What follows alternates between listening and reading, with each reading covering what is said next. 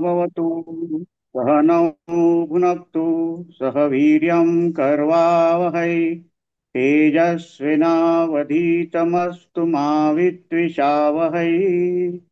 ओम शांति शांति शांति। हरि ओम। श्री जय राम। श्रीराम जय राम जय जय राम। जय राम। श्रीराम जय राम जय जय राम। जय राम। श्रीराम जय राम जय जय राम। जय राम। श्रीराम जय राम जय जय राम। जय राम। श्रीराम जय राम जय जय राम। जय राम। श्रीराम जय राम जय जय राम। जय राम। श्रीराम जय राम जय जय राम। जय राम। जय राम। श्रीराम जय राम जय जय राम। जय राम। जय राम। श्रीराम जय राम जय जय राम। जय राम। जय राम।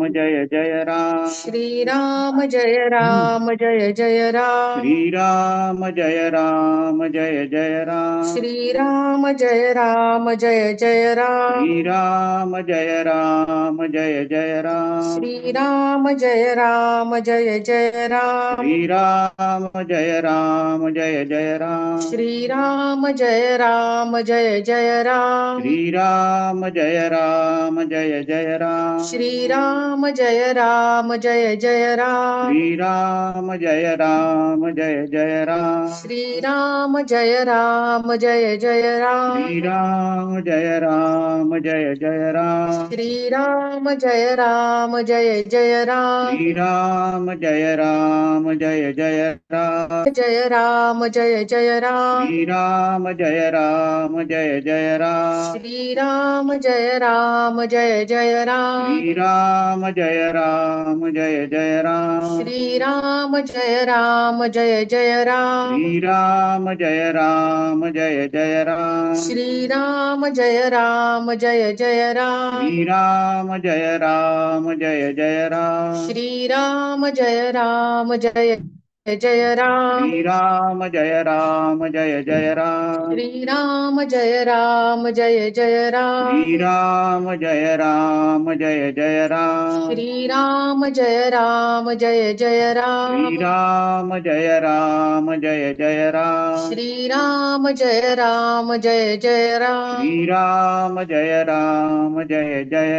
श्रीराम जय राम जय जय राम। जय राम। जय राम। श्रीराम जय राम जय जय राम। जय राम। जय राम। श्रीराम जय राम जय जय राम। जय राम। जय राम। श्रीराम जय राम जय जय राम। जय राम। जय राम। श्रीराम जय राम जय जय राम। जय राम। जय राम। श्रीराम जय राम जय जय राम। जय राम। जय राम। श्रीराम जय राम जय जय राम। जय राम। जय राम।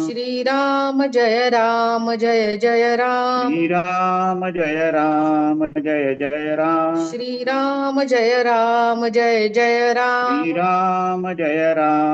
जय राम। श्रीराम जय राम जय जय राम। जय राम। जय राम। श्रीराम जय राम जय जय राम। जय राम। जय राम। श्रीराम जय राम जय जय राम। जय राम। जय राम। श्रीराम जय राम जय जय राम। जय राम। जय राम। श्रीराम जय राम जय जय राम। जय Ram.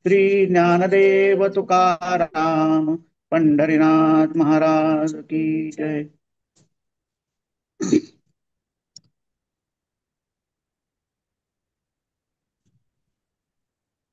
Kim तत्ब्रह्म किमध्यात्मं Kim कर्म पुरुषोत्तम अधिभूतं च Kim प्रोक्तम अधिदैवं किमुच्यते. मग अर्जुने म्हणितले, हा होजी अवधारिले जे म्या पुसिले ते निरोपी जे. सांगा कवणते ब्रह्म कायसया नाम कर्म अथवा अध्यात्म काय म्हणिपे. अधिभूत ते कैसे तेच अधिदैव ते कवणासे. हे उघड मी परियेसे तैसे बोला. कथम कोत्र देहेस्मिन् मधुसूदन प्रयाण काले च कथम न्ययोसी नियतात्मनि नियतात्मभिः. देवा अधियज्ञतो काही कवणपा इये देही. हे अनुमानासी काही दिठी न भरे. आणि नियता अंतःकरणी तू जाणीदसी देहप्रयाणी. ते कैसे हे शारंग पाणी परिसभा माते. देखा धवळारी चिंतामणीचा जरी पहुडला होय दैवाचा. तरी ओसणताही बोलू तयाचा परी सोपून वचे. तैसे अर्जुनाचिया बोला सवे आले तेची म्हणितले देवे. परी ऐसे गा बरवे दे पुसले तुवा. किरीटी कामधेनूचा पाडा परी कल्पतरूचा आहे मांदोडा. म्हणून मनोरथ सिद्धीचिया चाडा तो नवल नोहे. कृष्ण कोपोनी जासी मारी तो पावे ब्रह्म साक्षात्कारी. मा कृपेने उपदेशू करी तो कैशा परी न पवेल. जै कृष्णाचे या होय जे आपण कृष्ण होय आपुले अंतःकरण. तै संकल्पाचे अंगण ओळगती सिद्धी. परी ऐसे जे प्रेम ते अर्जुनीची आथी निस्सीम. म्हणून तयाचे काम सदा सफल. या कारणे अनंते ते मनोगत तयाचे पुसते. होईल जाणूनी आईते वोगरूनी ठेविले. जे अपत्य थानी होनी निगे तयाची भूकते मायेसीच लागे. एरवी ते शब्दे काय सांगे मग स्तन्य देयेरी. म्हणून कृपाळुवा गुरुची आठाई. हे नवल नोहे काही परिते असो ऐका काही. जे देव बोलता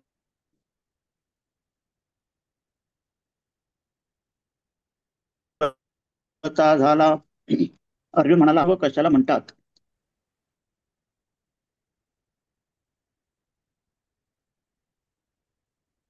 मग अर्जुन म्हणाला अहो महाराज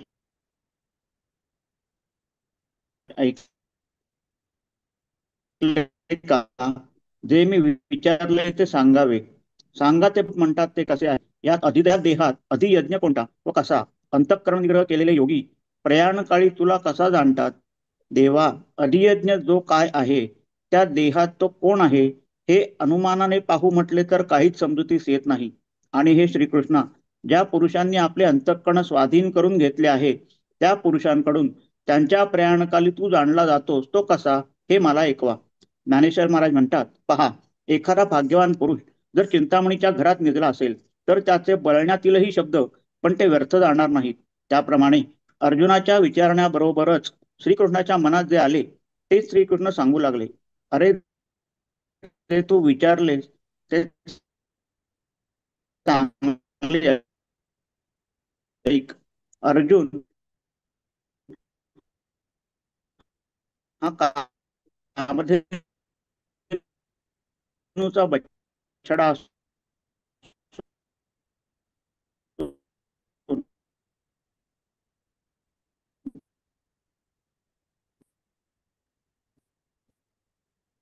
शिवाय तो कल्पतरूच्या मांडवाची श्री देवांच्या संकल्पाच्या ते अर्जुनाच्याच ठिकाणी अमर्याद आहे.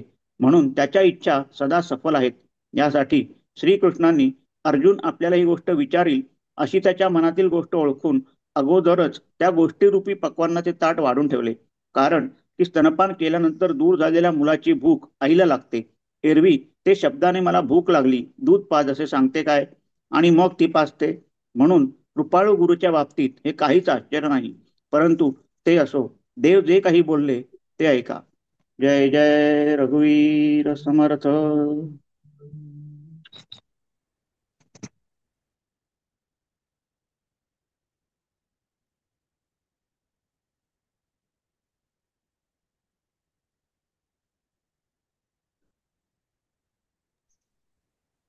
काय राऊतजी येता डॉक्टर साहेब तुम्ही? ओमकार घेऊया. हो, हो आहे आहे. हो. हा, नमस्कार. ओंकार साधनेचा अभ्यास आपण करणार आहोत. सुरुवात प्राण आकर्षण क्रियेने करूयात. आपण जिथं बसलेले असाल तिथं कम्फर्टेबली बसा. खाली बसलेला असाल तर पद्मासन, अर्ध पद्मासन, सुखासन किंवा वज्रासन. तिथ बसलेला असाल तर ताट बसा. बॅक स्ट्रेट, नेक स्ट्रेट, नजर समोर, डोळे बंद. ब्रीथ करताना मनात मनात हम म्हणायचे. ब्रीथ इन सो, ब्रीथ आउट सो, सो, सो, सो, सो, सो, सो, सो, सो, सो, सो.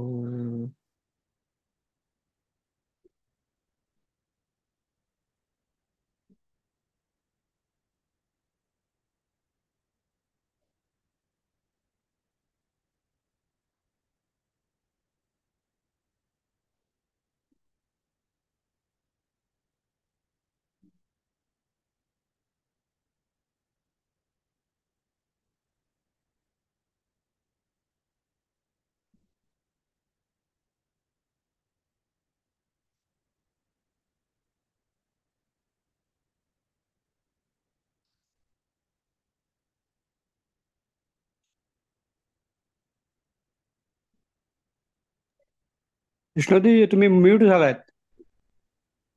हम्म. म्यूट झालायत विष्णूजी.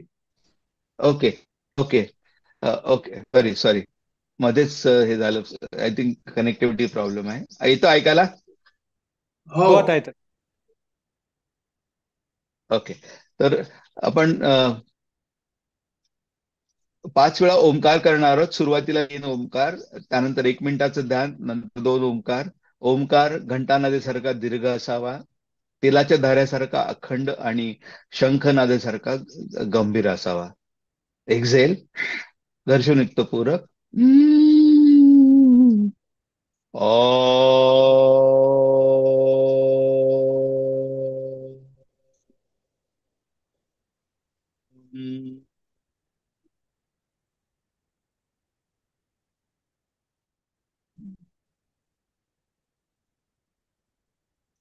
पूरक. ओ.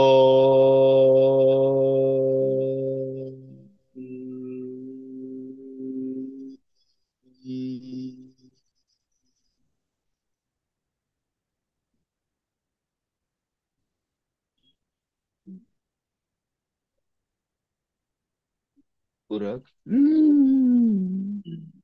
ओ.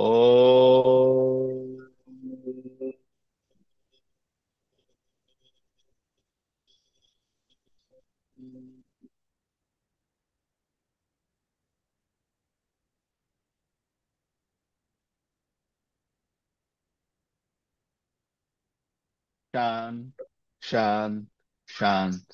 आपण जो आता ओंकारचा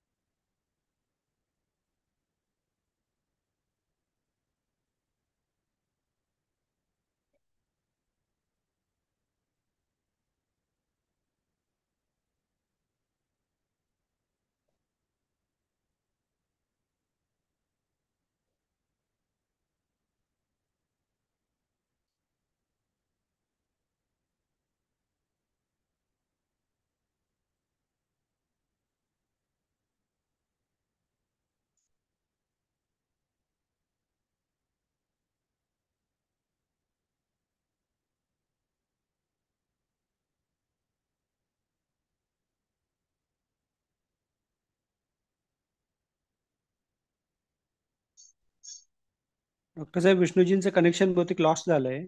आपण पुढे सुरू करावं. तर मी सुरू करू. हो हो. आवाज येतोय माझा? हो आवाज स्पष्ट आहे ना? हो हो. तर मग मी सुरू करतो, कारण की त्यांचे सिग्नल कदाचित हे झाले असतील नसतील बरोबर. वसुदेव सुतं देवं कंसचाणूरमर्दनं देवकी परमानंदं कृष्णं वंदे जगत् गुरुर्ब्रह्मा गुरुर्विष्णू गुरुर्देवो महेश्वर गुरु साक्षात परब्रह्म तस्मै श्री गुरुवे नमः.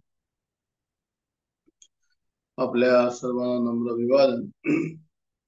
आवाजात जर तुटत असेल आवाज किंवा ऐकू नसेल येत तर मला कळवा, म्हणजे मी तिथे थांबेन आणि परत कनेक्ट करूया. असं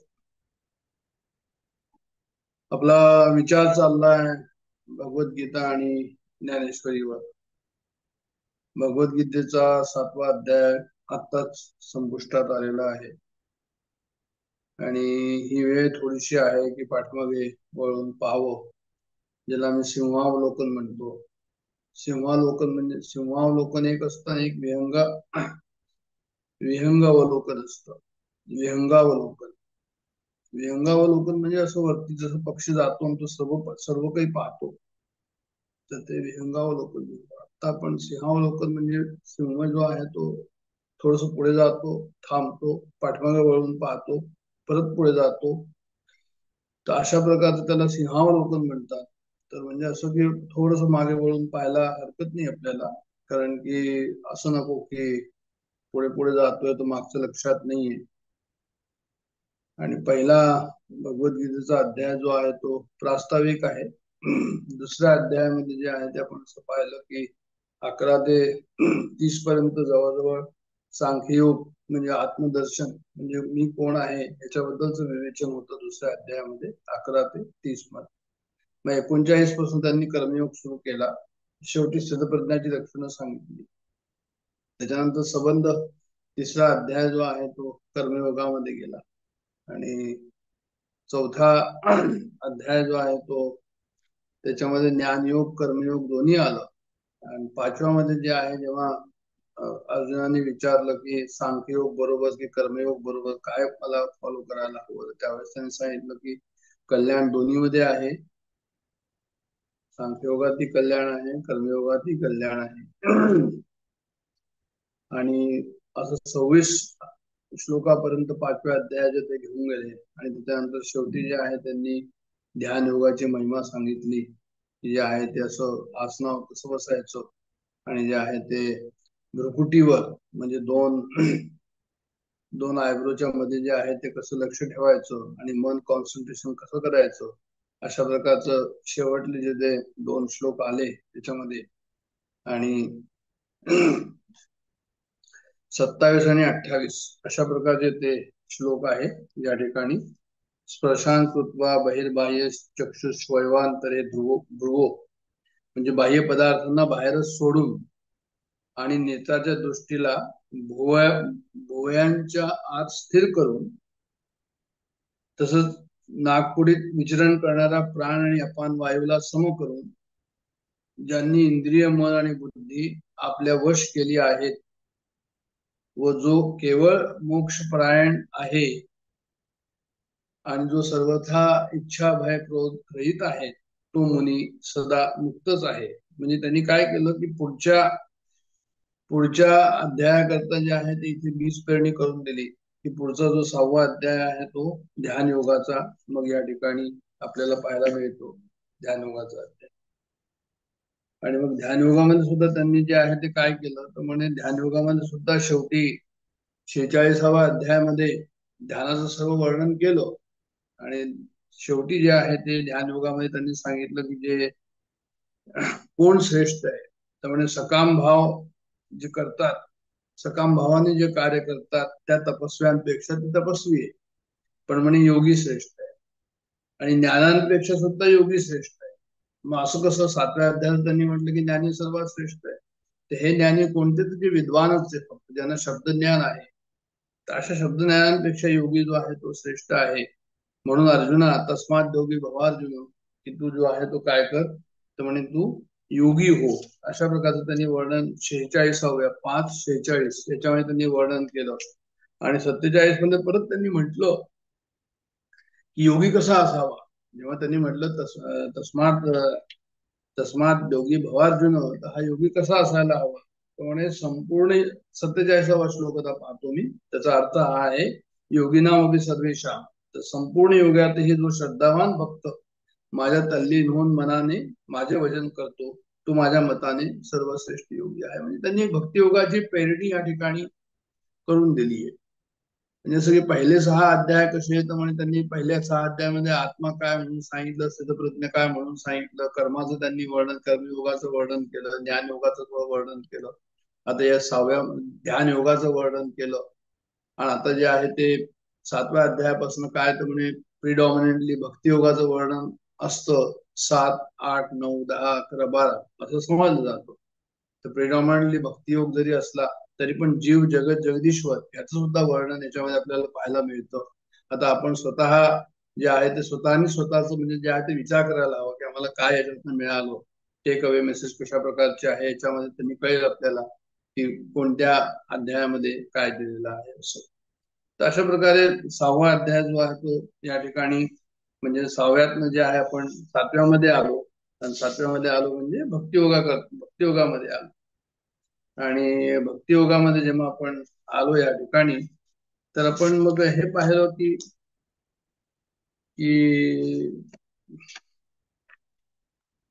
या ठिकाणी त्यांनी जे आहे ते असं सांगितलंय की मयासक्त मना पार्थून इथं हे जे आहे ते सुरू केलेलं आहे.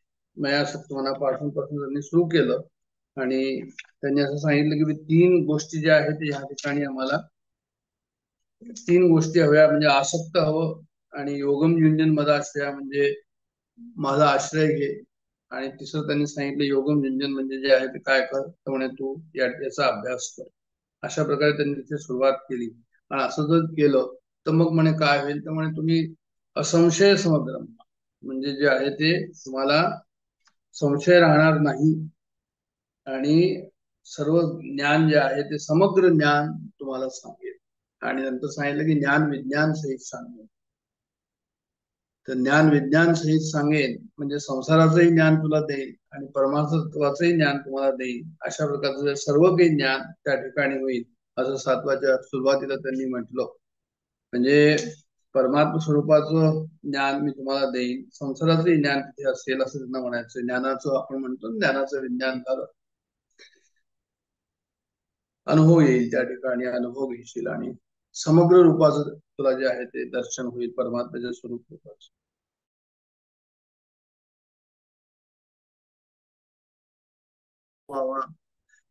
हे कुठे होणार हा अनुभव, तर म्हणे हो म्हणे हा अनुभव जो आहे तो मला अंतःकरणामध्ये हा अनुभव. परमात्मा स्वरूपाचं ज्ञान प्राप्त करण्यासाठी जागा कोणती असं जर विचारलं तर म्हणे अंतःकरणच जागा आहे.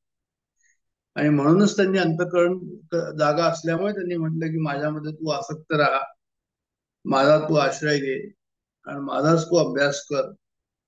म्हणजे हे जे आहे ते हे अत्यंत आवश्यक आहे असं आपल्या 7व्या अध्यायामध्ये आपल्याला कळलं की आम्ही जो या ठिकाणी साधना करतो आहे साधनेमध्ये काय आवश्यक आहे. म्हणजे आमची लाईफस्टाईल जी आहे ती इकडची तिकडची असता कामा नये.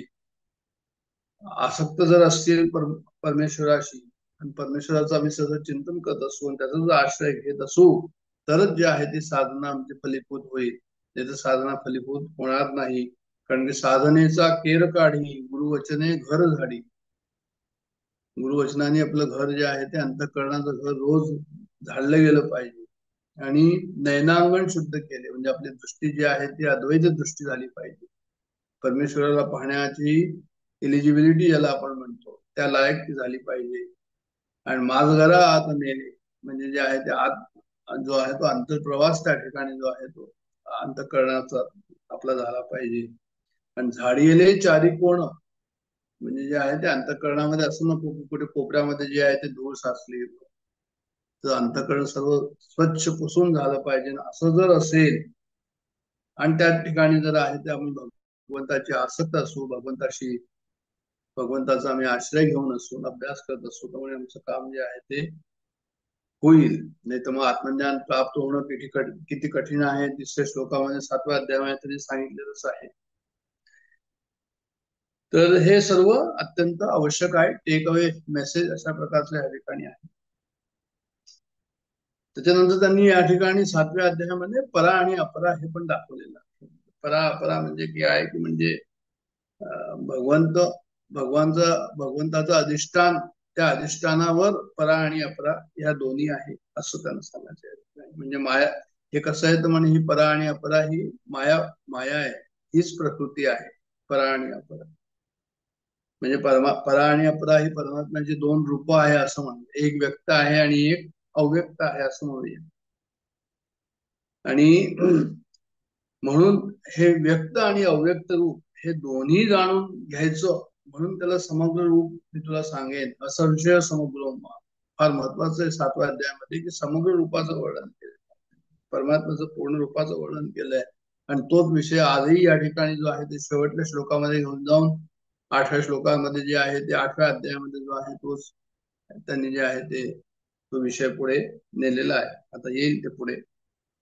तर असं ते परा आणि अपरा ही परमात्म्याची दोन रूपे, सगुण आणि निर्गुण परमात्म्याची दोन रूपे, अव्यक्त आणि अव्यक्त परमात्म्याची दोन रूपे, प्रकृती हीच माया. आणि हे काय म्हणे हे सर्व कशावर आहे म्हणे हे परमात्म्यावर आहे.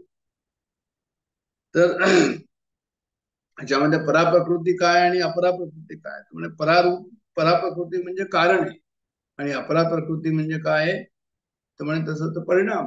अपरा प्रकृती म्हणजे काय, परिणाम काय आहे तर म्हणे हे पृथ्वी आप तेज वायू आकाश मन बुद्धी चित्त अहंकार ही अष्टधा प्रकृती आहे. हे सर्व कशी आहे तर म्हणे ही जड आहे. आणि ही जड प्रकृती कशी आहे तर म्हणे ही जी आहे ही जड प्रकृती कार्य आहे. कशाचं कार्य आहे तर म्हणे पराप्रकृतीचं कार्य आहे. पराप्रकृती म्हणजे काय, म्हणजे ज्या ठिकाणी परब्रह्माचं आम्हाला अज्ञान होतं अशी जी चैतन्य शक्ती आहे, म्हणजे शरीरी ज्याला आपण म्हणूया. एक शरीर आहे आणि एक शरीरी आहे. जो शरीरी आहे, जो चिदाभास आहे, जो ज्याला चेतन शक्ती जी आहे त्या चैतन्यावर जे आहे ते ज्याला आम्ही जीव म्हणतो.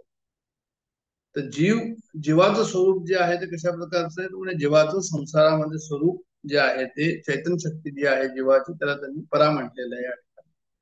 आणि हे दोन्ही कसं आहे, चेतन आणि जड याचं मिश्रण होऊन जे या ठिकाणी आम्हाला दिसतं आहे जड चेतन ग्रंथी हे परब्रह्मावर परमात्म्यावर आधारित आहे असं.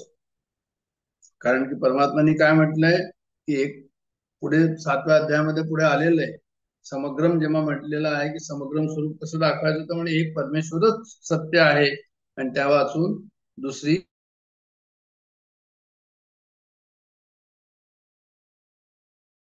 हा जो सिद्धांत आहे की सत्ता एकच असते, सत्ता दोन नसतात. म्हणून भगवान अनेक रूपात जरी प्रगट झाले असतील पृथ्वी आप तेजवायू आकाशामध्ये, म्हणजे दोन नाही, शब्दस्पर्श रसरूप गंधामध्ये ते प्रगट झालेले आहे तर ते दोन नाही.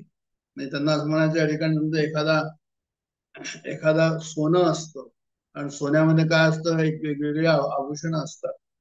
तर शब्दस्पर्श रसरूप गंध ही काय म्हणजे परमेश्वराची आभूषणाचे ते प्रकार. एका आभूषणामध्ये जे आहे वेगवेगळे डिझाईन असतात तसे हे डिझाईन म्हणजे पाण्यामध्ये जसं लहरी असतात बुदबुदे असतात तशाच प्रकारचं हे आहे की म्हणजे एक परमात्मा अनेक नाहीये, भगवान अनेक रूपात असून एकच आहे असं त्यांना म्हणायचं. म्हणजे भगवानच संपूर्ण प्राण्यांचे अनादी आणि अविनाशी बीज आहे.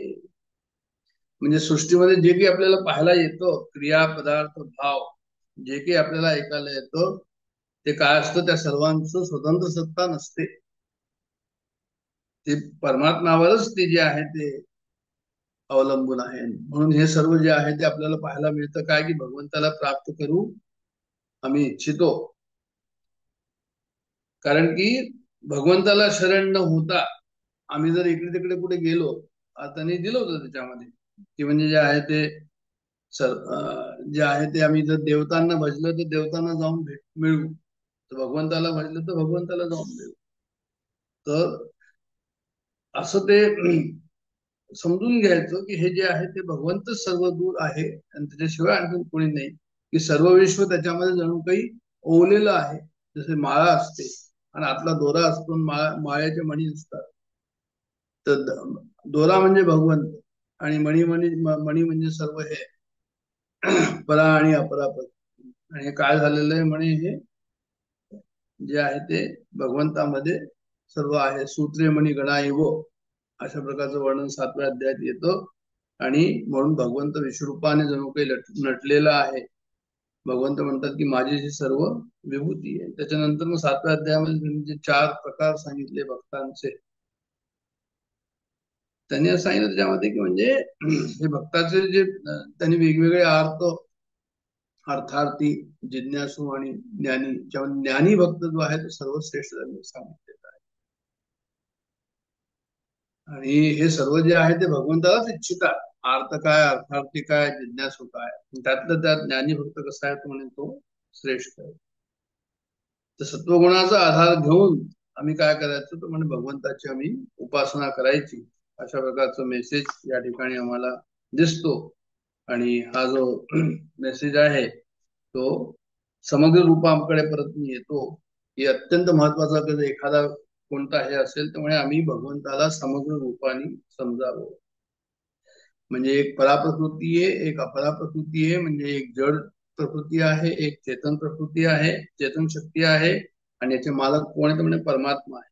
आणि संपूर्ण शरीर संसार हा कसा आहे म्हणजे शरीर आणि शरीरी हे दोन्ही कसे आहेत म्हणजे याचा मालक कोण आहे म्हणजे शरीरी म्हणजे जीव झाला. तर हे अपरापरा प्रकृती दोन्ही ज्या शक्ती आहे ते परमात्मा एकच आहे आणि एकच सर्व दूर आहे. आणि त्या हिशोबाने आणखी नेहम नाना असते किंचन, त्याच्याशिवाय परमात्माच्या दृष्टीने आणखी दुसरं काही नाहीये. मग आपण जर समजलं असं एकदा की संपूर्ण जीवात एकदा स्वीकार केली की म्हणजे सर्वत्र काय की आत्मभाव ब्रह्मभाव त्या ठिकाणी उत्पन्न होईल.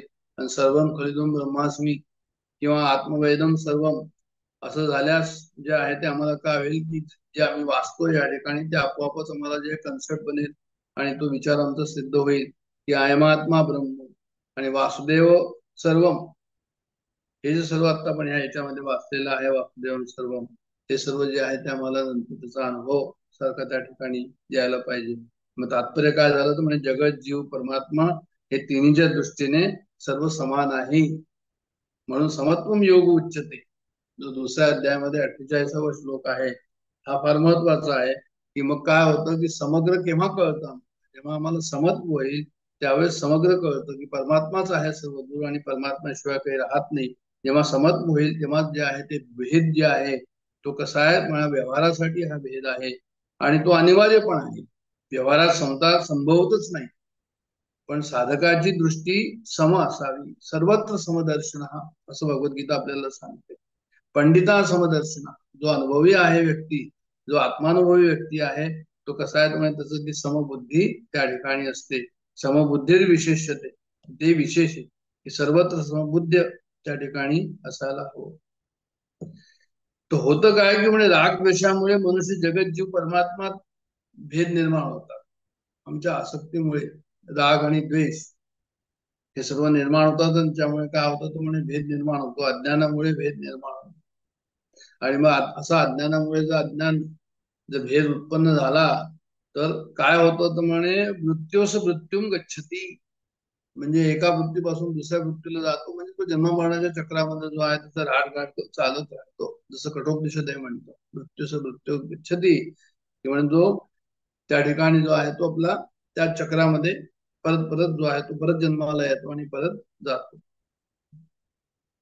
तर म्हणून अत्यंत आवश्यक आहे की सर्व तत्वज्ञान समजून घ्यावं. आणि संसाराचं जे आहे ते संसारामध्ये काही म्हणजे जो आहे तो इच्छू शकत नाही. तर इच्छिले तर मग तो कर्मयोगी होऊ शकत नाही, ज्ञानयोगी सुद्धा होऊ शकत नाही, भक्तियोगी पण तो होऊ शकत नाही. तर अशा प्रकारे आम्ही पाहिलं या ठिकाणी की जगत जीव परमात्मा या तिन्हीवर जर मी विचार केला सत्ता कोणाची आहे तर म्हणजे परमात्म्याची सत्ता आहे. आणि जीव कसा आहे तर म्हणजे जीव जो आहे तो स्वतंत्र नाही. जीव कशावर आहे म्हणजे तो परमात्म्यावर अवलंबून आहे.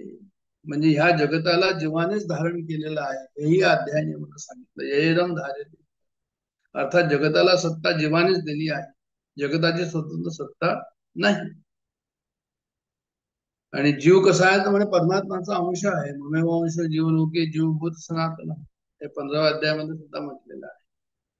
मग हे दिसतंय ते काय, जगत आणि जीव. तो म्हणे सदा सच्चा हमर जुना, म्हणजे जगत आणि जीव हे दोन्ही परमात्मातच असत आहे, परमात्माच आहे आणि परमात्मा शिवाय आणखीन काही नाही. अशा प्रकारे 7व्या अध्यायामध्ये जेव्हा आपण शेवटी येतो, तर शेवटल्या 2 श्लोकामध्ये 7व्या अध्यायामध्ये आम्ही हे पाहतो या ठिकाणी की जरामरण मोक्षाय मामाशते तंती ते ब्रह्म तद्विदो कृष्ण मध्यामम कर्मचारी.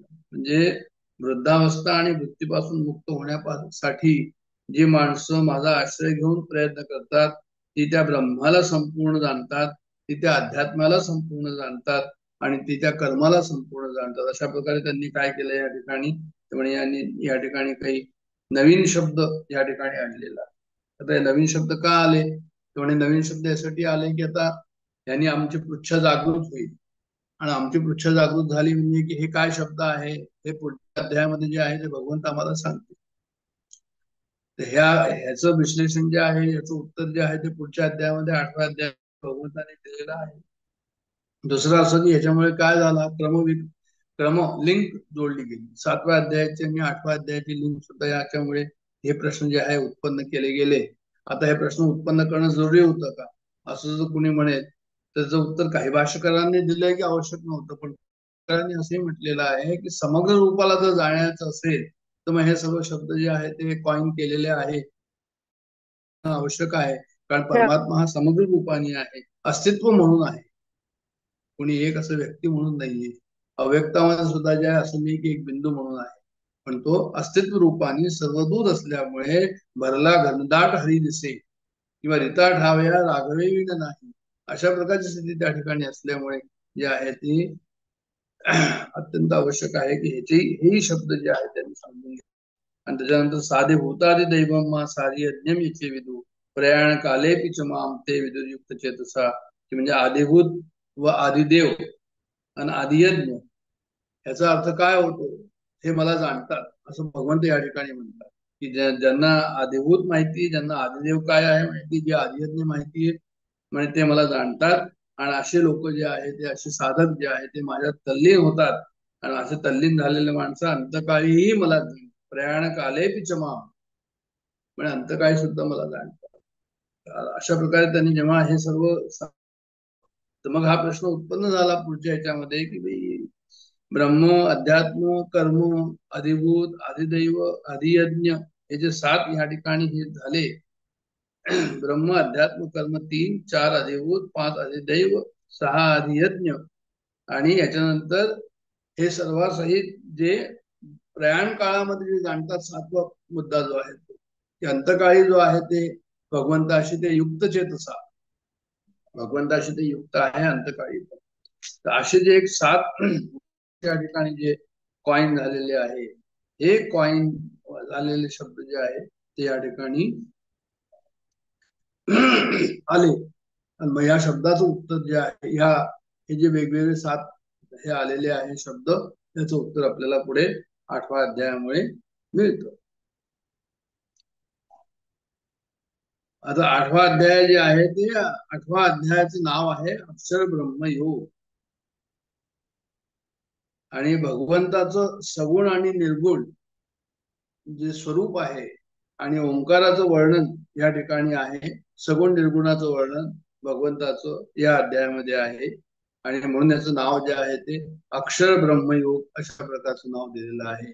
म्हणजे हे कसं आहे जे आहे ते, तर म्हणे हे क्षर आणि अक्षर, म्हणजे क्षर म्हणजे जे डिके होतं, आणि अक्षर म्हणजे जे डिके होत नाही. तर ब्रह्म डिके होतं का, म्हणे ब्रह्म नाही डिके होत. तर ब्रह्म जर डिके होत, मग जसं आहे तसंच राहतं, सर्वत्र सदा सम, अशा प्रकारचं जे ब्रह्माचं वर्णन आहे ते तसंच असतं. म्हणून त्याला त्यांनी ब्रह्म, अक्षर ब्रह्मयोग, म्हणजे जे सत्य तत्व आहे ज्याला आपण ब्रह्म म्हणतो, सच्चित, ते कसं आहे तर म्हणजे अक्षर ब्रह्मयोग, म्हणजे तेच जे आहे ते त्याला समजून घेण्याकरता म्हणून जे आहे ते अक्षर ब्रह्मयोग असं नाव त्याला दिलेलं आहे. तथा हा जो 8वा अध्याय आहे, हा 8व्या अध्यायामध्ये काय दिलं? 8व्या अध्यायामध्ये त्यांनी हे जे आता शब्द सांगितले आपल्याला येतील पुढे, त्याचं एक वर्णन दिलेलं आहे. आणि अंतकाळी जे आहे ते जीवाची काय अवस्था होते त्याच्याबद्दलच सुद्धा त्यांनी वर्णन दिलेलं आहे. आणि त्या हिशोबाने जे आहे ते हे फार महत्वाचं आहे की अंतकाळी काय होतं की अंतकाळ म्हटलं म्हणजे तर काही लोकांना ते ऐकावंसही वाटत नाही. असंही असेल की मृत्यूबद्दल नको काही चर्चा म्हणून, की उगीच त्यांना तशीच भीती असते, आणखी भीती त्यांची वाढेल असं तर नको, असंही. पण काही लोकांना जे आहे ते गूढ आहे की मृत्यूनंतर हा मनुष्य कुठे जातो, तो काय करतो, स्वर्गाला जातो, नरकाला जातो, स्वर्ग नरक तरी आहे का, की आणखीन काही लोक आहे का, की कोणत्या ठिकाणी हा जातो, तसं काहीच माहित नसतं, ते सर्व गूढ आहे. तर त्यांना असं वाटतं की याच्याबद्दल आणखीन काही प्रयाणकाळी जे आहे ते काय स्थिती असते ते कळावं म्हणून, असंही त्या ठिकाणी आहे. आणि दुसरं असं की कोणालाच असं वाटत नाही की माझा मृत्यू व्हावा. बरं, असं जर कोणी म्हणेल की बा मृत्यू हा होणारच, तो म्हणतो की बरं ठीक आहे, तर मृत्यू होणारच आहे तर तो हाऊ टू डाय, म्हणजे art of dying, art of living शब्द आपल्याला माहिती, पण आर्ट ऑफ डाईंग शब्द नाही. म्हणजे आर्ट ऑफ डाईंग का म्हटलं या ठिकाणी, की म्हणजे आम्हाला कळलं पाहिजे की प्रयाण काळे कथम, म्हणजे प्रयाण काळामध्ये जे आहे ते कसं जे आहे ते हा भक्त असतो, साधक असतो, काय त्याची अवस्था असते. आणि जर तसं जर असेल की भगवंताच्या चिंतनामध्ये जो साधक असेल तर ते मरण सुद्धा त्याचं जे आहे ते मनोहारी मरण होईल, म्हणजे जे आहे ते सुद्धा आनंददायकच होईल. कारण की तो म्हणतच नाही की मी जातक कोण आहे म्हणून, जो जाणार आहे तो मी नाहीच. अशा प्रकारची त्याची स्थिती झाल्यानंतर मग काही जरी झालं तरी ते सर्व मनोहारीच आहे, म्हणजे आनंददायकच जे काही आहे. तर खरं म्हणजे मृत्यू जो आहे तो आम्ही म्हणतो की मृत्यू झाला, पण ते आमच्या अज्ञानामुळे आम्ही म्हणतो की मृत्यू झाला. मृत्यू जो आहे तो देहाचा झाला, मी देह नाही, एकदा हे जर समजलं, म्हणजे इग्नोरन्स जर गेला, तर मग त्याच्याबद्दलची पुष्कळशी बुद्धी जी आहे, पुष्कळशे भय जे आहे, पुष्कळशे मिसअंडरस्टँडिंग जे आहे ते मग आपलं निघून जातं. तर आम्ही मृत्यूकरता का घाबरतो, तर एक फिजिकल लेवल आमचं जातो, शरीर जातं, भावनात्मक काही संबंध असतात ते जातात, वर्षानुवर्षापासून ते भावनात्मक संबंध असतात, बुद्धी इंटेलेक्च्युअल रिझन्स असतात, की म्हणजे जे आहे ते आम्हाला असं वाटतं की हे आमचं जे इथे राहणं आहे, म्हणजे शरीराने जे आम्ही ह्या जगामध्ये आहोत हेच सर्व काही आहे असं वाटतं. आणि म्हणून जे आहे ते मग त्यावेळेस जे आहे ते आम्ही स्केअर्ड असतो की हे कुठे चाललं न जावं. कारण की डेथचं असं आहे की death is one thing which takes everything, everything from through out life. इतक्या 60, 70, 80 वर्ष राहायचं, रिलेशनशिप ठेवायची, त्या जगामध्ये राहायचं, नंतर निघून जायचं, तर ते निघायला बरं वाटत नाही. तर तशाच प्रकारचं आपल्याकडे असतं ना, की पाहुणे आल्यावर पाहुणे जर गेले तर बरं वाटत नाही. तशाच प्रकारचं रिलेशनशिप झाली, सोसायटीमध्ये राहायची व्यवस्था झाली, तिथे म्हणतात की आवडू लागलं की मग ते म्हणतात की म्हणे मृत्यू जे आहे ते नको, तर एवढी प्रॉपर्टी केली, एवढं काही सर्व जे मी केलेलं आहे या ठिकाणी कमावलेलं आहे, सत्ता संपत्ती अशी कीर्ती प्रतिष्ठा वगैरे, त्यामुळे त्याचं काय होईल. हा जो आहे हे सर्व चाललं जाईल लागलीच, in one shot everything will go, अशा प्रकारचं जे आहे ते. म्हणून मग त्यांना ते मृत्यू नको असतो. पण एकदा जर हे कळलं की हा मृत्यू कशा प्रकारचा आहे, काय फॅक्टर्स आहे त्याच्यामध्ये, खाऊन जातो, तर मग जे आहे ते मग त्याचं मग आम्हाला आर्ट कळेल. आणि मग आम्ही आनंदाने जे आहे ते जेव्हा शरीर सोडायचं असेल तेव्हा जे आहे ते शरीर सोडायला तयार असू. तर तर आता ह्याच्याबद्दलच जे आहे ते पुढचं काय, तर म्हणजे पुढचं असं आहे की आणखीन एक त्याच्यामध्ये पॉइंट आहे की जेव्हा मनुष्य जातो, मृत्यू जेव्हा होतो, तेव्हा हा जो अध्याय आहे 8वा अध्याय जो आहे तोही काही ठिकाणी त्यावेळेस त्याचं रिसायटेशन तो सुद्धा म्हटलं जातो. आणि हे त्याच्यामध्ये आहे. आता हे जे शब्द आलेले आहे, जे आता आपण म्हटलं की जे शब्द या ठिकाणी आलेले आहे, कोणकोणते शब्द आत्ताच बोललो मी की ब्रह्म म्हणजे काय, अध्यात्म म्हणजे काय, कर्म म्हणजे काय, अधिभूत काय, अधिदैव काय, अधियज्ञ काय, आणि शेवटी प्रयाण काय जो मला जाणतो, हे जे आहे त्याच्याबद्दलचे प्रश्न अर्जुन काय करतो, तो म्हणे अर्जुन या ठिकाणी विचारतो आहे. म्हणजे किम तद्ब्रह्म, किम अध्यात्मम, किम कर्म पुरुषोत्तम, अधिभूतम च किम प्रोक्तम, अधिदैवम किमुच्यते, आणि अधियज्ञ कथम पोत्रम देहिस्मिन मधुसूदना, प्रयाण काले च कथम नेयोसी नियतात्मभी. म्हणजे जे आहे ते हे पुरुषोत्तम, हे ब्रह्म काय आहे ते मला तू सांग. पुरुषोत्तम म्हणलंय, म्हणजे त्यांनी एक रिस्पेक्टफुली ज्याला आपण म्हणतो, पुरुषांमध्ये जो उत्तम तो पुरुषोत्तम, एवढी मोठी पदवी त्याला दिलेली भगवंताला, आणि सांगितलं की तू सर्वात जो आहे तो उत्तम आहे, आणि ब्रह्म काय आहे ते मला तू सांग, अध्यात्म काय आहे ते तू मला सांग, कर्म काय आहे ते तू मला सांग. अधिभूत कुणाला म्हटलं गेलं आहे, अधिभूतम किम प्रोक्तम, आणि च आदिदेव, आणि आदिदेव सुद्धा किम उच्चते, कुणाला आदिदेव म्हणतात हे सांग मला. आणि अत्र अधियज्ञ, म्हणजे येथे अधियज्ञ कोण आहे,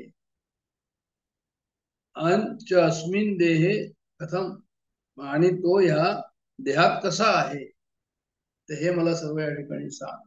हे एकीकडे त्यांनी पुरुषोत्तम म्हटलेलं आहे, उत्तम पुरुष म्हटलेलं आहे, परत ते म्हणतात की हे मधुसूदन, म्हणजे मधुसूदन, मधु जो राक्षस होता त्याला जे आहे ते भगवंतानी त्याचा जो आहे तो हे केला, त्याचा नायनाट केला, म्हणून त्याला जे आहे ते मधुसूदन म्हणतात.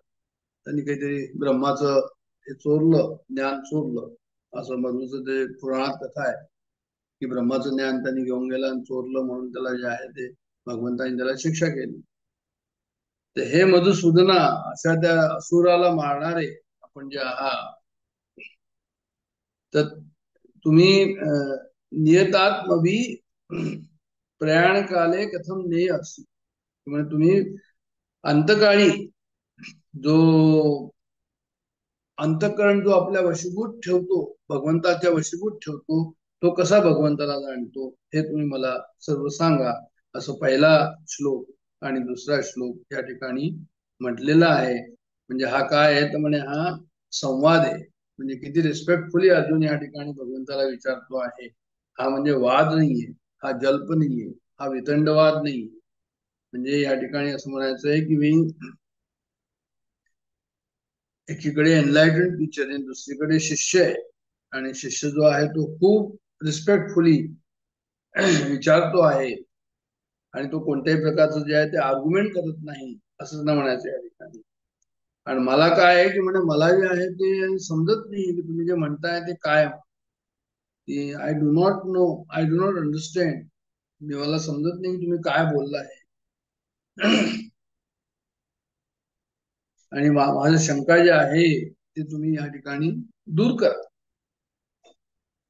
वादविवाद काय होतो तर म्हणे ते वादविवादामध्ये रिस्पेक्ट नाही देत, आणि जल्प काय असतं तर म्हणजे तिथे आर्ग्युमेंट असतं, आणि त्या आर्ग्युमेंट मध्ये मला जिंकायचं असतं, तर ते जल्प इथे नाहीये, आणि वादविवाद नाहीये म्हणजे डिस्कशन नाही चाललंय इथे, तर खूप अदब करून म्हणजे खूप रिस्पेक्टफुली तो प्रश्न विचारतो. वितंडवाद म्हणजे माझा काही स्टँड नाहीये, पण मला उगीच लोकांना क्रिटिसाइज करायचं, त्याला ते वितंडवाद, यांना काही बूड नाहीये असं. तर संवाद जो आहे तो या ठिकाणी अर्जुनाचा आणि कृष्णाचा संवाद या ठिकाणी झालेला आहे, आणि त्या संवादामुळे जो तू म्हणतो म्हणजे जे आहे ते मला ह्याच्याबद्दल काही कळलेलं नाहीये, तर ते तुम्ही मला जे आहे ते या ठिकाणी सांगा. आता खरं म्हणजे भगवद्गीतेच्या श्लोकाच्या हिशोबाने आणि सर्वच जे आहे ते भाष्यकारांनी त्याचं पुढे आणखीन वर्णन केलं नाही, कारण की श्लोकच एवढं म्हणतो की हे शब्द आहे, आणि हे काय शब्द आहे ते तुम्ही मला सांगा, अशाच प्रकारचं त्या ठिकाणी जे आहे ते वर्णन आहे. म्हणून वर्णन कसं आहे तर म्हणजे वर्णन जे आहे ते विशेष नाही. तर ह्या शब्दांबद्दल आता ज्ञानेश्वर महाराज काय म्हणतात ते आपण पाहूया.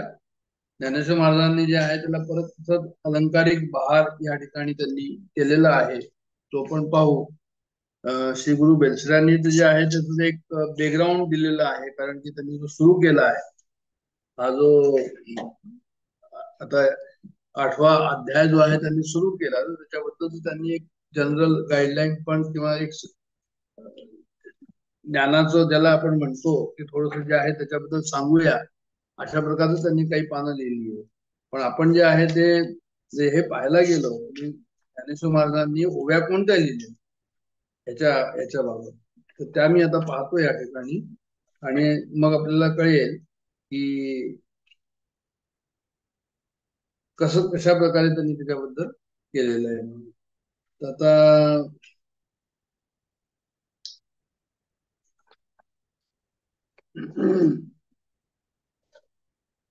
किम तद्ब्रह्म किम अध्यात्म किम कर्म पुरुषोत्तम अधिभूतम च किम प्रोक्तमध्ये दैवम किम उच्यते.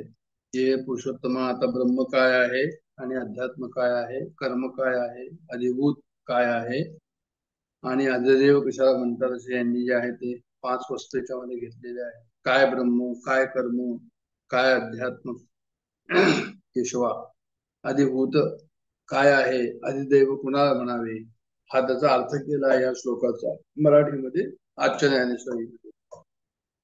आणि मग त्याची पहिली ओवी आहे 8व्या अध्यायाची, की मग अर्जुने म्हणितले हा हो जी अवधारिले, जे म्या पुसिले ते निरूपिले.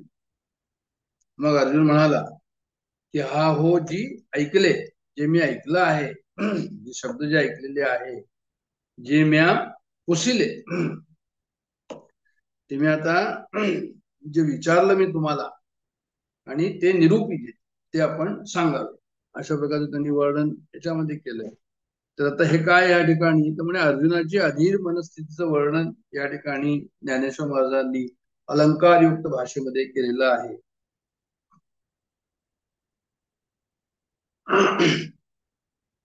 पदाचं तात्पर्य पूर्णपणे कळावं याचं त्यामुळे कळकळीने मोठ्या अधीरपणे अर्जुनाने विनंती केली की हे 7ही प्रश्नांची जे मी तुम्हाला विचारलं आहे हे सविस्तर उत्तर तुम्ही मला द्या, अशा प्रकारची त्यांनी विनंती केलीये. देवा, मी काय विचारतो इकडे आपण लक्ष दिले काय, जे मी पुसले ते निरूपीचे, ते तुम्ही सांगा.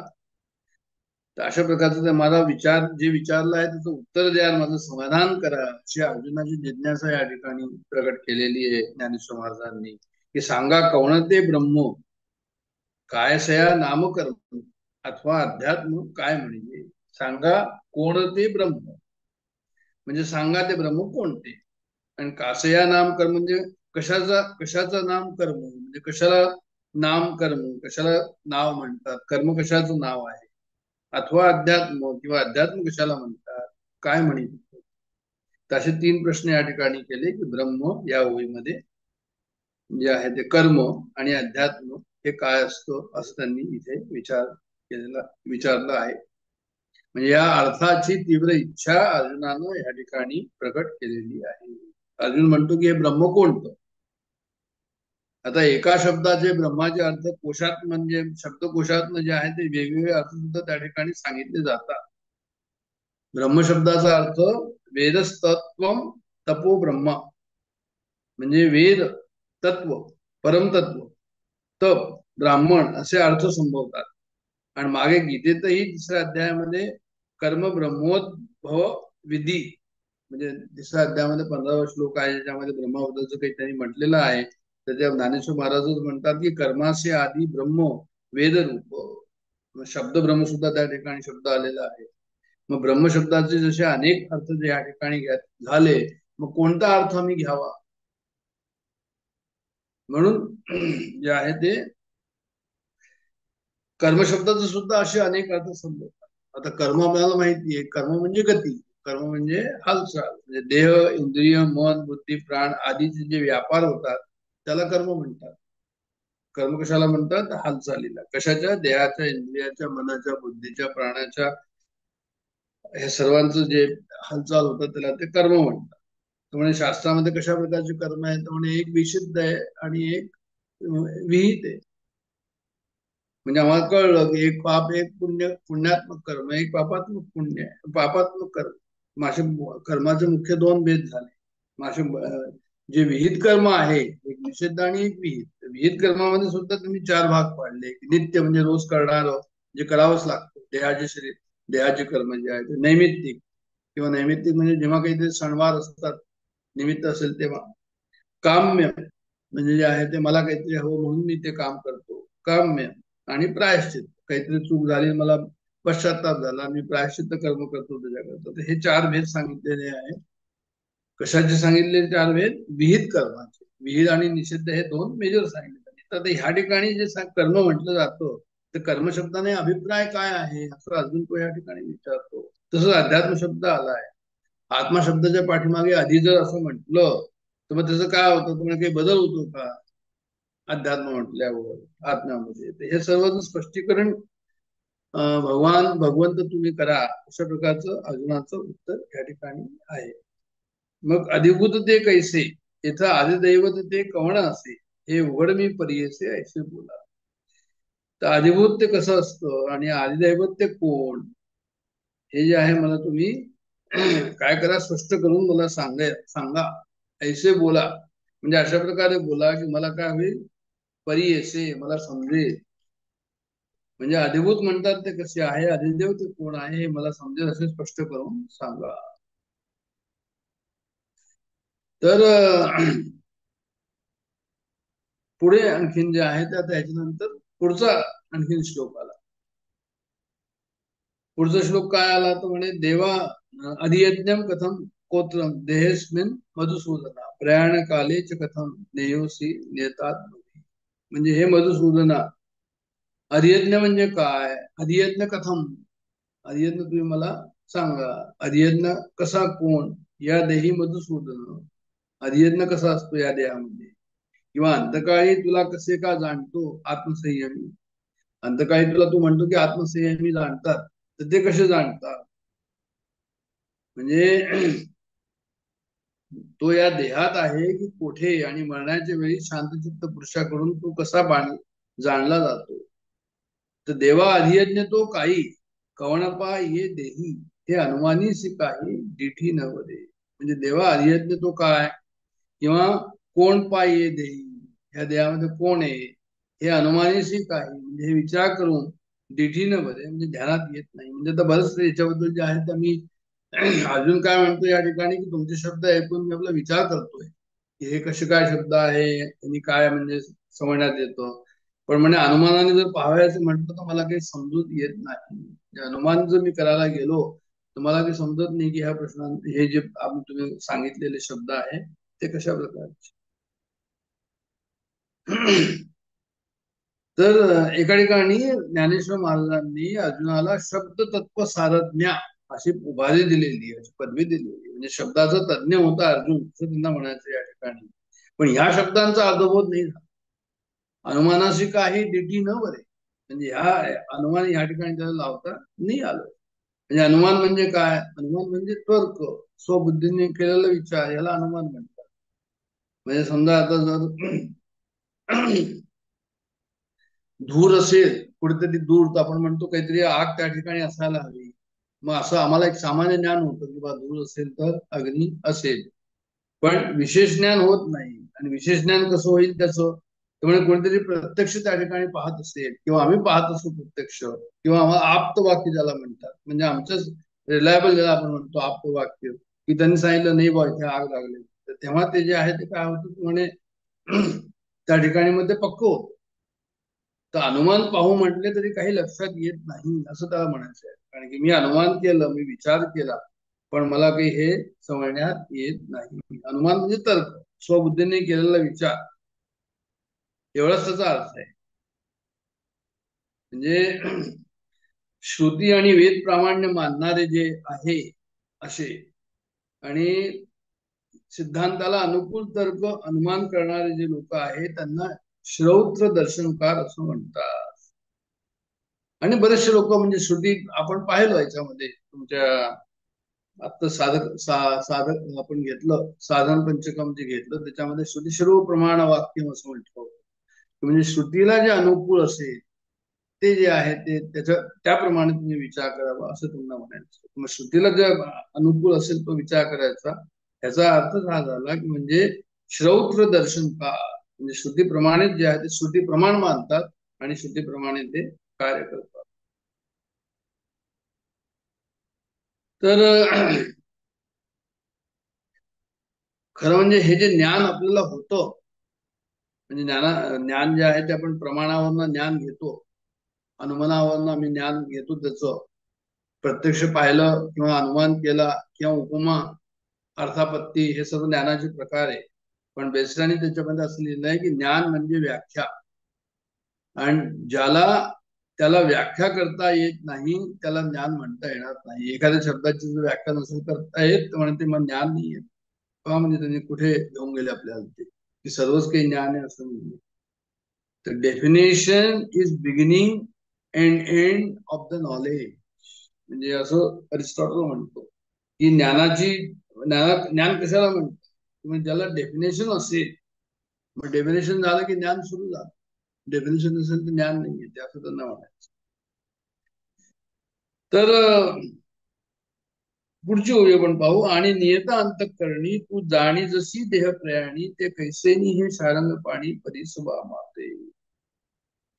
मग आता अंतःकरण ज्या पुरुषांनी आपल्या स्वाधीन करून घेतलेलं आहे त्या पुरुषांकडून त्यांच्या निर्याण काळी तू जातोस का, आणि जाणला जर जातोस तर कसा जाणला असं म्हणायचं. आणि नियता अंतःकरणी म्हणजे आणि स्थिरावनी अंतःकरणी तू जाणल्याची देह प्रयाणी, ते कैसेनी हे सारंग पाणी, ते कसे हे मला तुम्ही सांगा. परिस्वा माते म्हणजे मला सांगा.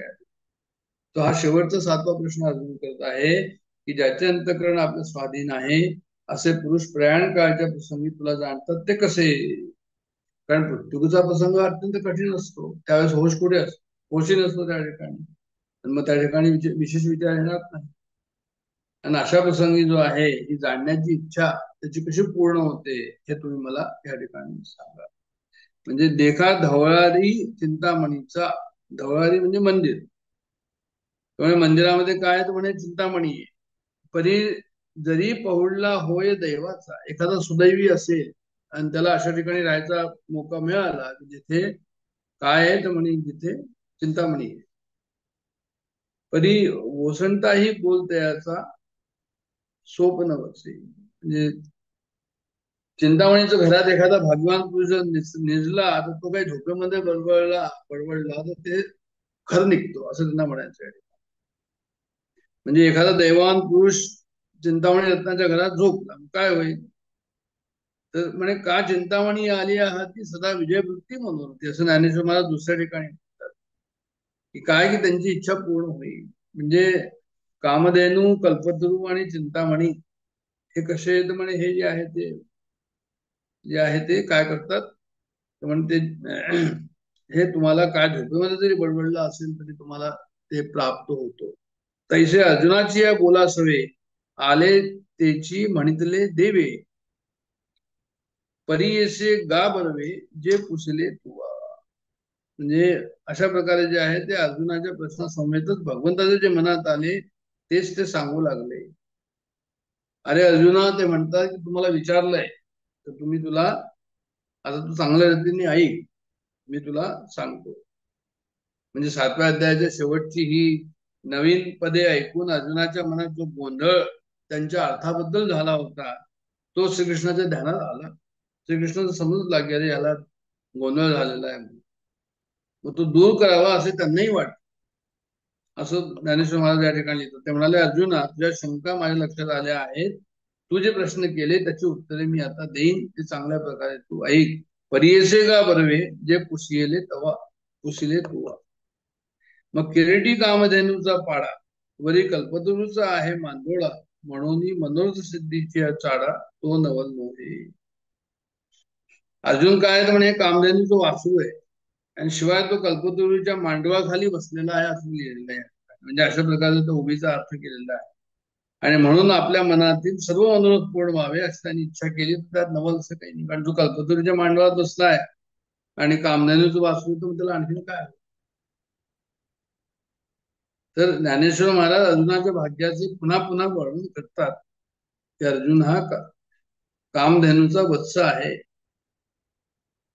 कामधेनूचे पाडे काय भुकेले ठाती. कामधेनू जर असं सर्व पूर्ण करते, तर जर जो कोणी हे असेल, पाडा असेल, ते ते भोग कशाला राहील असं त्यांना म्हणायचं. तर कामधेनू कल्पतरू चिंतामणी आवडीची धनी भक्ती. हे जे सर्व आहे, कामधेनू आहे आणि कल्पतरू आहे फॉर एक्झाम्पल, तर हे सर्व काय करतात म्हणजे आमच्या इच्छेची हे पूर्णता करतात असं त्यांना म्हणायचं. या ठिकाणी श्रीकृष्ण कोपोनी जासी मारी, तो पावे परब्रह्म साक्षात्कारी, मा कृपेने उपदेश करी, तो कैशा परी न पोवे. म्हणजे भगवान ज्याच्यावर रागवतात आणि त्याला मारतात, की त्याला देखील ब्रह्म साक्षात्कार होतो. मग ज्या समयी ते कृपादृष्टीने उपदेश करतात, तो काय ब्रह्म साक्षात्कार प्राप्त होणार नाही. त्यांना म्हणायचंय की तुम्ही जे आहे ते जर काही भगवान ज्याला रागवतात आणि मारतात असं लिहिलंय, त्याला ब्रह्म साक्षात्कार होतो. म्हणजे आता उदाहरण शिशुपाल आहे, कंस आहे, हिरण्याक्ष आहे, आणि रामाने रावणाला मारलं, रावण. ती उदाहरणे जी आहे ही प्रसिद्ध आहे. म्हणजे स्वतःला पीडा देणाऱ्या भक्तास, स्वतःपेक्षा त्याच्या भक्ताला जर पीडा दिली भगवंताच्या भक्ताला, तर म्हणजे त्याच्या भगवंताला खूप येतो. आणि एकनाथ महाराज म्हणतात की भक्तांची अनुमात्र व्यथा, म्हणजे भक्तांची थोडीशी जरी व्यथा असेल, क्षण एक नसावे भगवंता, एकही क्षण भगवंत थांबू शकत नाही. प्रल्हादाची अधिक दुःखता होय निर्वारता निजान. म्हणजे त्यांनी जे आहे या ठिकाणी काय केलं, त्यांनी एक्झाम्पल दिलेलं आहे की कशा प्रकारे जे आहे ते. तर पुढे त्यांनी असं म्हटलंय की भगवान स्वतःच सांगतात काय की म्हणे मी तुमच्या कैवार आपुल्या चैनी कैवारे मी साकार होऊन अवतारे. आणि अवतार घेतात ते, आणि अवतार घेऊन काय करतात, दैत्यांची कुळे नाशी आणि साधूचा मान गिवसी. पण देवांनी ज्याचा वध केला ते सर्व परब्रह्म साक्षात्कार प्राप्त झाले, म्हणजे मुक्त झाले, त्यांना पुनर्जन्म नाही. पुराणातून अशा अनेक कथा प्रसिद्ध आहेत. तर भगवंतानी जरी कोपानी हे केलं, वध केला, तरी त्याचा उद्धार होतो. ये हताश चक्रधरेण विष्णूना त्रैलोक्यनाथेन. म्हणजे त्यांनी जरी हातामध्ये शस्त्र उभारलं तरी पण जे आहे तो त्याचं कल्याण होतं असं म्हणतो, इरेस्पेक्टिव्ह ऑफ हुसोवर इट. तर अशी कृपा श्रीकृष्णांनी त्या अर्जुनावर केलेली आहे.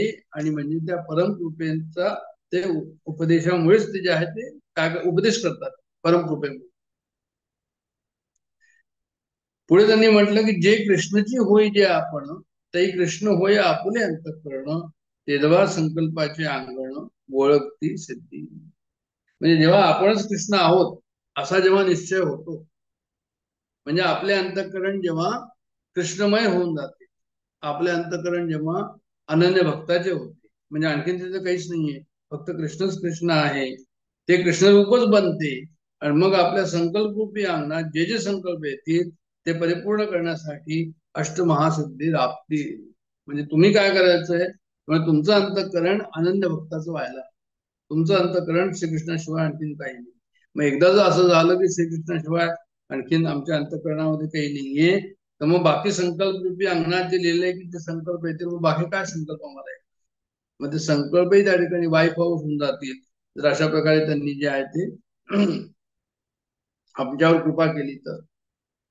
कारण भगवान काय आहे तर म्हणे तो भक्तांचा हित करताय, हे त्याचं ब्रीद आहे. जो मज होय अनन्य शरण, त्याचे निवारिणी जन्म मरण, असं म्हटलेलं आहे. तर एखादा भक्त संसाराला डावलून केवळ देवासाठी अनन्य बनतो, त्यावेळी त्याचे मन कृष्ण रूप बनते. संकल्पने काढिले जयाचे चित्त चैतन्य झाले. म्हणजे संकल्पामुळे जे आहे ते चित्त जे आहे ते भगवंताशी चैतन्य स्वरूप होऊ शकतं, एक रूप होऊ शकतं. आणि ज्याचे जया ध्यान म्हणजे ज्याचं जसं ध्यान असेल त्याची होय त्याचे मन, हे तुकाराम महाराज म्हणतात की जे आहे ते मन तुमचं तसंच होईल जे तुमचं ध्यान असेल तर. आता भगवान श्रीकृष्ण उद्धार उपदेश करते वेळी सांगतात की विषयान ध्यायत चित्तम विषयेषु विषज्यते. म्हणजे जे आहे त्यांनी सांगितलं की विषयाचे चिंतन करणाऱ्या पुरुषाचे चित्त विषयामध्येच उठून राहील. तर नॅचरली म्हणजे आता हे जे आपल्याला माहिती की दिवस रात्र माझं चिंतन करेल, भगवंताचं चिंतन करेल, तर त्या भक्ताचं अंतःकरण म्हणजे जो आहे तो स्वरूपात मिळून जाईल भगवंताच्या. जो कधी विषयाचे ध्यान तो होय विषयी निमग्न, जो कधी माझे चिंतन तो चैतन्य धन मीची होय. म्हणजे तो जो आहे तो काय होईल, तो म्हणतो जो आहे तो स्वतः चैतन्य घन होऊन जाईल. तर अशा प्रकारे हा नियम आहे. म्हणून कृष्ण होय आपुले अंतःकरण असं त्यांनी म्हटलेलं आहे. म्हणजे काय होतं त्याच्यामुळे मनाची चंचलता नष्ट होते, मनाची अस्थिरता नष्ट होते. त्या ठिकाणी संकल्प जे आहे ते कशाचे म्हणे, तुका म्हणे आम्ही जे जे इच्छा करू ते ते कल्पतरू पुरवितात. म्हणजे यांचं भगवंत भजन चाललेलं आहे, बाकी यांना काही आणखी आवश्यकता नाही. त्या परी ऐसे जे प्रेम ते अर्जुनीची आधी अति निस्सीम म्हणून त्याचे काम सदा सफळ. अशा प्रकारे प्रेम अर्जुनाच्या ठिकाणी अमर्याद आहे आणि त्यामुळे सगळ्या इच्छा सदा सफलच आहे. म्हणजे आपण कृष्णाचं झालं पाहिजे असं म्हटलंय ना या ठिकाणी. मग आता आपण जर कृष्णाचं झालं पाहिजे याचा अर्थ तर आपण कृष्णाचं कसं होणार. म्हणजे ज्याच्या हृदयामध्ये श्रीकृष्ण विषय जर प्रेम आहे तोच खरा त्याचा बनत असतो. म्हणजे तो कसा असला पाहिजे ते प्रेम, म्हणजे त्याच्यामध्ये कोणत्याही प्रकारची इच्छा नाही, फक्त जे आहे ते प्रेम कसं आहे निरुपाधिक प्रेम, त्यात अनन्यता आहे. तर म्हणून जे आहे ते त्या ठिकाणी काय त्यांनी केलं की म्हणजे जे जगदीश्वराचं प्रेम जे आहे त्याला मिळालं. कारण की तू काय करतो, तू भगवंताला प्रेम करतो, म्हणून भगवंत जो षडगुणीश्वरी संपन्न असा भगवंत आहे त्याला पात्र जर झाला आहे भक्त, तर भक्ताची इच्छा अपूर्ण कशी राहील असं ते विचारतात. या कारणाशी अनंते ते मनोगत तयाचे पुसते होईल जाणून आई ते बोगरोनी ठेविले. तर भगवंत जे आहे, भगवंतांनी अर्जुन आपल्यासात हे विचारणार आहे, त्याच्या मनात ते जाणून अगोदरच त्या विचाराचे पक्वाने ताट वाढून समोर ठेवले. आता भगवंताला हे माहिती होती हा आता मला सर्व विचारेल. आत्ताच मी हे शब्द जे आहे ते मागच्या अध्यायामध्ये जसं झालेले आहे आणि हा जो आहे तो ह्याला चैन पडणार, हा मला विचारेल की मी याच्याबद्दलच काय, हे काय म्हणतात की ही जी पक्वान्नाची ताट आहे, शब्दरूपी पक्वान्नाची ताट किंवा वाक्यरूपी पक्वान्नाची ताट ती तिथेच वाढून ठेवलेली की त्याला वेळ लागायला नको, त्यांनी जे आहे ते लागली जेवून घ्यावं. याचा अर्थ हा झाला की प्रेमाचा एक्सचेंज जो आहे तो इंटेन्स व्हावा. जे अपत्य थानी निघे त्याची भूकते मातेसीची लागे आणि एरवी ते शब्दे काय सांगे मगच त्यांनी देईल. त्यांना समजण्याचं या ठिकाणी की जे एखादं मूल आहे आणि एखाद्या मुलाला जे आहे ते आईच्या दुधावर तो आहे, तर आईचं दूध घेताना जर त्याला परत असं वाटलं की मला दूध हवं, तर मग तो एखाद दिवस रडेल आणि रडल्यानंतर आई त्याला म्हणून की हो तू घे आणखीन दूध. पण यांनी या ठिकाणी सांगितलंय की तयाची भूकते मातेसीची लाग. म्हणजे त्यांनी बराच वेळ पाजले नाही, मग ते त्यांना मुलाची भूक प्रथम आईलाच लागते. म्हणजे त्यांनी जर घेतलं नाही बऱ्याच वेळपर्यंत जेवढं रुटीन मध्ये घेतात तर ते लागलीच आईला जो आहे तो त्रास होईल की अरे हे काय झालं म्हणून असं. तर स्तनपान करणाऱ्या बालकास वरचेवर स्तनपान करवावे लागते. आणि ती आई काय करते तर म्हणजे आई जी आहे ती त्याच्याकडे लक्ष ठेवते. म्हणून कृपाळुवा गुरुची या ठाई. आता ही शेवटली उभी या ठिकाणी, याच्यानंतर आपण थांबणार आहोत. म्हणून कृपाळूया गुरुच्या ठाई हे नवल नो हे काही परिते असो ऐका काही जे देव बोलते झाले. म्हणून कृपाळू गुरूंच्या ठाई असले प्रेम असते यात नवलते कसले. आता देव काय बोलले हे हे ऐका या ठिकाणी. ते म्हणतात मी देव काय बोलले म्हणतो. गुरु शिष्य याचे नाते कसं आहे, गुरु शिष्याचं नातं पिता पुत्राप्रमाणे असतं. गुरु शिष्याचं नातं म्हणजे अनन्यतेच ते असतं. मग शिष्याला जेव्हा शंका येईल त्याला कल्पना असते गुरुला की हा काय विचार आहे. म्हणून कृपाळू गुरुच्या ठाई हे नवल नो हे काय. कृपाळू गुरुदेव म्हणतात म्हणजे भगवंत म्हणतात की नवल नाही, परी ते असो आहे का काय जे देव बोलते झाले. म्हणजे त्यांनी सांगितलं या ठिकाणी की गुरुचा कृपाळू स्वभाव तर आहेच, पण ज्ञानेश्वर महाराजांनी श्रीकृष्णाच्या कृपेचे रूपकाने वर्णन केलेले आहे. तर अशा प्रकारे आई त्याला स्तनपान वगैरे करवते, हे सर्व रूपकाचं वर्णन आहे. मग याप्रमाणे शिष्याची शंका जाणून ती फेडण्यास तयार असतात, यात नवलते का. म्हणून जे आहे अर्जुनाची शंका जी आहे ती काय देवानी कशी दूर केली, आता हे पुढच्या ह्याच्यामध्ये येईल.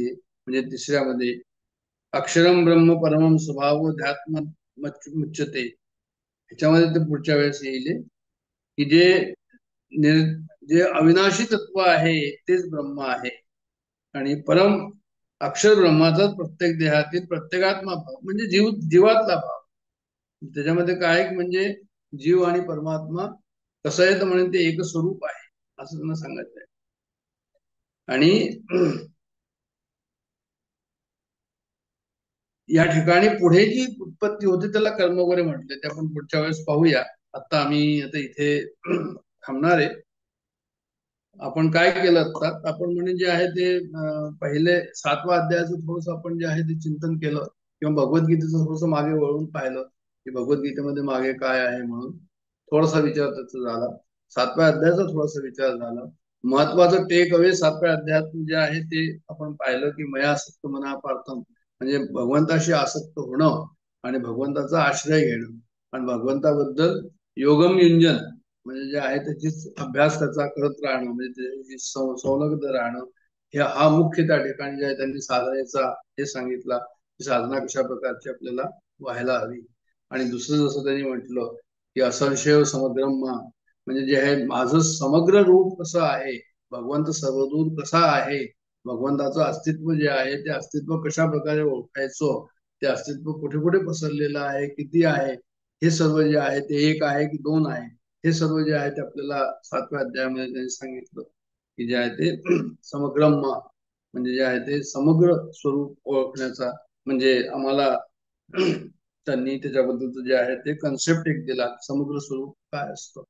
आणि असं समग्र स्वरूप सर्वदूर पाहिलं की समत्वम योग उच्चते म्हणजे समता त्या ठिकाणी निर्माण झाली पाहिजे.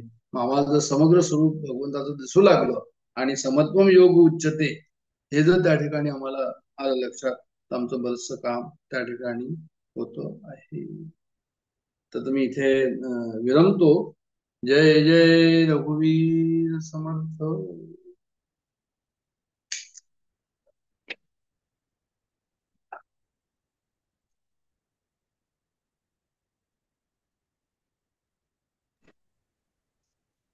आणि ते काय मनोबुद्धिहंकार चित्तानि नाहम् न च श्रोत्रजिह्वे न च घ्राणनेत्रे न च व्योम भूमिर्न तेजो न वायु चिदानन्दरूप शिवोऽहं शिवोऽहम् न च प्राणसंज्ञो न वै पञ्चवायु न वा सप्तधातुर्न वा पञ्चकोशः न वाक्पाणिपादौ न चोपस्थपायु चिदानन्दरूप शिवोऽहं शिवोऽहम् न मे द्वेषरागौ न मे लोभमोहौ मदो नैव मे नैव मात्सर्यभावः न धर्मो न चार्थो न कामो न मोक्षा चिदानन्दरूप शिवोऽहं शिवोऽहम् न पुण्यं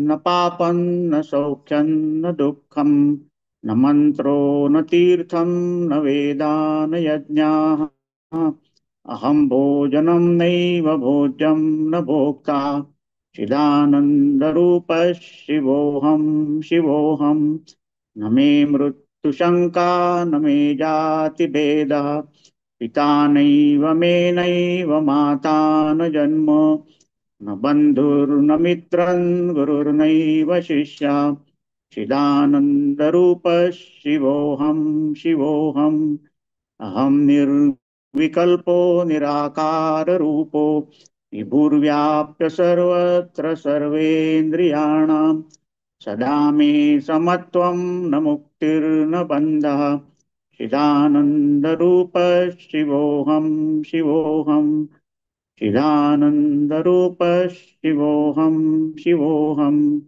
चिदानन्दरूप शिवोऽहं शिवोऽहम्।